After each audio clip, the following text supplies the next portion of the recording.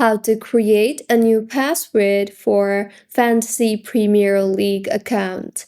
Hello everyone, I am Bishaka and welcome to our channel. Now let's get right into the tutorial.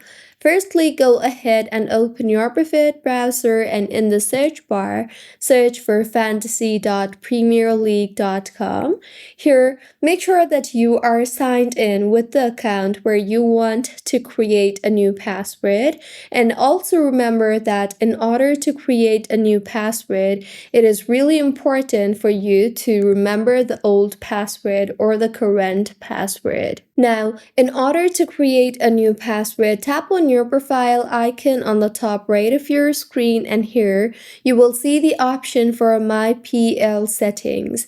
So tap on the My PL settings option you see there, and now from the left side toolbar, tap on the account security option you see there, and in this particular interface you will be able to go ahead and change your password. So in order to change your password, you will have to start by entering your current password, and you will be required to enter your current password, and only then you will be able to enter your new password.